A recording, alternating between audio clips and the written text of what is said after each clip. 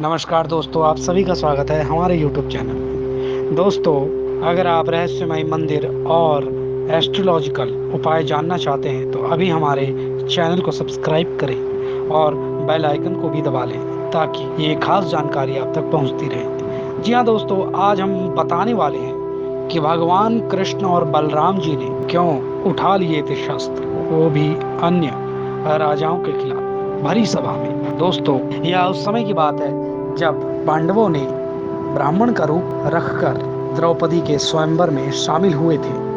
जी हाँ दोस्तों, पांडवों की रक्षा के लिए ही बलराम जी और भगवान श्री कृष्ण ने अपने अपने हथियार यानी अस्त्र उठा लिए थे। भगवान श्री कृष्ण ने अपने सुदर्शन चक्र को धारण कर लिया था और बलराम ने अपने हल को। दोस्तों, ये वाकया उस समय का है जब सभी क्षत्रिय राजाओं ने अपने बाहुबल से द्रौपदी को जीतना चाहा। द्रौपदी को जीतने के लिए स्वयंवर में एक खास उक्ति बनाई गई थी, जो भी मछली की आंख में तीर मारेगा और धनुष पे प्रत्यंचा चढ़ाकर मछली की आंख को भेद देगा, उसी के साथ द्रौपदी का विवाह होगा। सभी क्षत्रिय राजाओं ने अपने अपने बाहुबल को आजमा लिया था, लेकिन किसी से भी धनुष पर प्रत्यंचा भी नहीं चढ़ी। तभी ब्राह्मण रूप धरकर वहां बैठे पांडवों से महाराज ने यानी द्रुपद राजा ने ब्राह्मणों से आग्रह किया कि आप भी अपना बाहुबल आजमा सकते हैं। ब्राह्मणों में से यानी पांडवों में से अर्जुन ही एक ऐसा था जिसको धनुर्विद्या का संपूर्ण ज्ञान था, इसलिए धनुर्विद्या के लिए ही अर्जुन को आगे भेजा गया।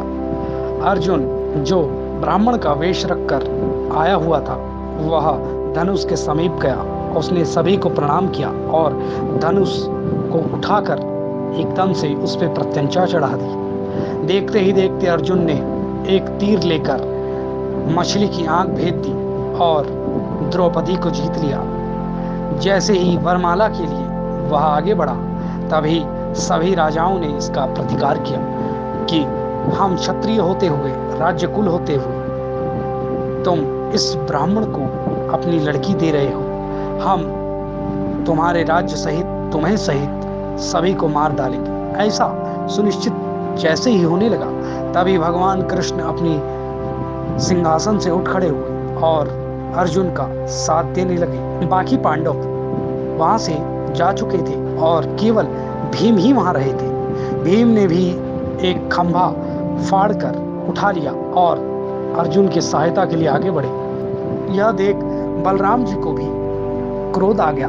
वह भी भगवान श्री कृष्ण के साथ ही अर्जुन की सहायता के लिए आगे बढ़े। सभी राजा यह देखकर भयभीत हो गए। जैसे ही भगवान श्री कृष्ण ने अपना सुदर्शन निकाला और बलराम जी ने अपना हल, तो सभी भयभीत हो गए और पीछे हट गए। तब भगवान ने साक्षात अर्जुन की रक्षा की। उस समय कहा जाता है कि भगवान अंतर्मन से अर्जुन को पहचानते थे और यह बात उन्होंने बाद में भी बताई, लेकिन उस समय भरी सभा में कोई भी अर्जुन को पहचान नहीं पाया था। इसलिए गुप्त रूप से सब यही सोच रहे थे कि एक ब्राह्मण पुत्र ने ही द्रौपदी के साथ विवाह किया है। दोस्तों, जैसे ही सभी राजा चले गए, उसके बाद भगवान कृष्ण ने बड़े प्रेम से अर्जुन को कहा, आज से तुम मेरे सखा नहीं बल्कि जीजाश्री बन चुके हो। यह सुनकर अर्जुन चौंक गया। अर्जुन ने कहा, आप तो सर्वात्मा हैं, आप सब कुछ जानते हैं। यह कहकर उसने उनसे आशीर्वाद लिया।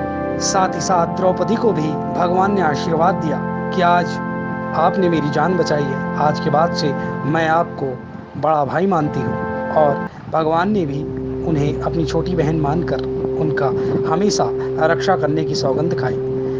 जिससे आपने सुना ही होगा, जब द्रौपदी का चीरहरण हो रहा था तो भगवान ने वस्त्रावतार लेकर उनकी सहायता की थी। दोस्तों, भगवान अपने भक्तों पर हमेशा कृपा करते हैं। अगर भक्त अपने उनके अनन्य भाव से उनकी भक्ति करें तो अवश्य ही उस पर भगवान की विशेष कृपा होती है। और इसका सीधा सा उदाहरण है नाम जप। भगवान खुद गीता में कहते हैं कि जो भी मेरे नाम को जपेगा, चाहे वो कोई भी सा भी नाम हो, मैं उसकी हमेशा सहायता करूंगा और उसको प्रत्यक्ष दर्शन दूंगा।